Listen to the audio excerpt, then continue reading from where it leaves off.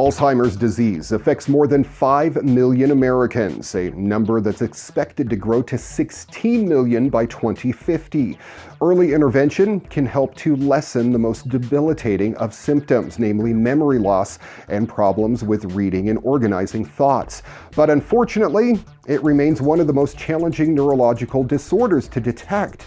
No specific test for Alzheimer's exists. There might be hope, however, on the horizon. Researchers at the University of California's Berkeley Radiology and Biometric Imaging Department and the Big Data in Radiology group describe in a newly published study an AI system that can predict Alzheimer's disease from brain scans. Their paper was published in the journal Radiology. They aren't the first to apply AI to Alzheimer's disease research. Scientists at Unlearn AI, a startup that designs software tools for clinical research, earlier this year developed a system that predicts its progress. But UC Berkeley trained a deep learning algorithm on 18F fluorodeoxyglucose positron emission tomography. Whew, it's a mouthful. It's a specialized imaging technique in which patients are injected with FDG, a radioactive glucose compound which allows radiologists, and in this case an AI system, to measure uptake in brain cells through PET scans. It's an indicator of metabolic activity. The researchers built a project database containing more than 2,100 FDG PET brain images from over 1,000 patients. After training on the dataset, the AI could track minute changes in glucose uptake in certain regions of the brain that would be, under normal circumstances, difficult to detect. In tests on a separate set of 40 imaging exams from 40 patients, the researchers' AI system achieved 100% sensitivity at detecting Alzheimer's, an average of more than 6 years prior to the final diagnosis. This is huge, or at least it could be.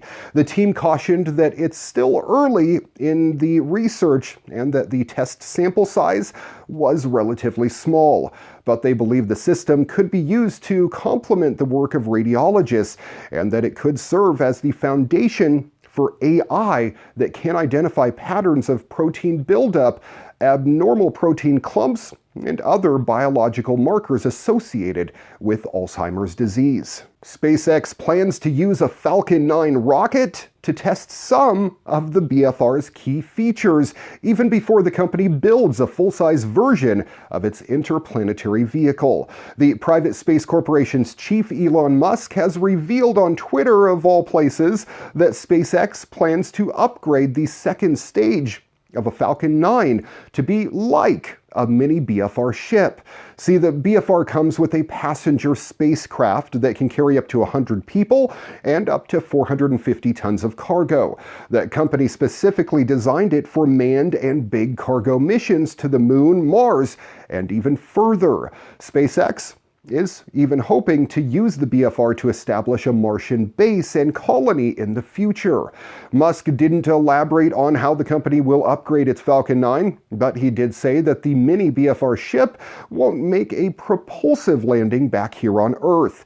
He also said that SpaceX is aiming to send the miniature ship to orbit by June of 2019, though that could still be pushed back. In addition, Musk revealed that the company is building a BFR dev ship in order to perform supersonic and landing tests in Texas, where SpaceX will conduct most, if not all, of its BFR testing. Samsung recently gave the first glimpse of its upcoming foldable phone, saying it'll be mass-produced sometime in the coming months.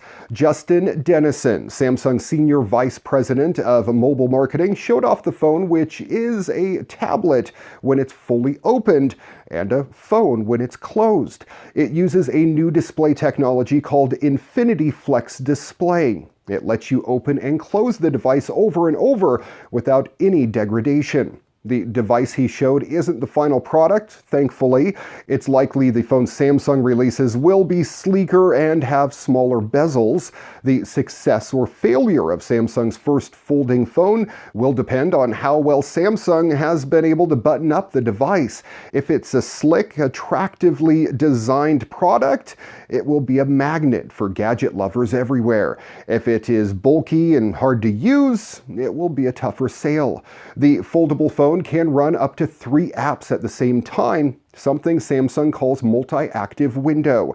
Google's Glenn Murphy, head of Android UX, took to the stage shortly after Denison and said Android will support the new foldable display technology.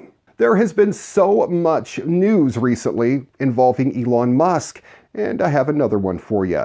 If you can't wait for next month to see the Boring Company's rapid transit tunnel under Los Angeles, Elon Musk has you covered. In a tweet, Musk said, "Walked the full length of Boring Company tunnel under LA tonight, disturbingly long." He also included a sped-up video of the tunnel in the tweet. This company's previously termed test tunnel is located in the southern suburb of Hawthorne, between downtown LA and Torrance. The tunnel demonstrates the company's loop system, in which customers will be whisked through the system's tunnels at up to 150 miles per hour. The Boring Company began construction on the tunnel last year.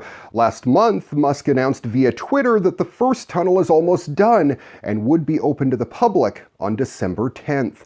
The Boring Company has made proposals to build other tunnels both inside LA and other states too. One such example is the Dugout Loop, an approximately 3.6-mile underground tunnel to Dodger Stadium.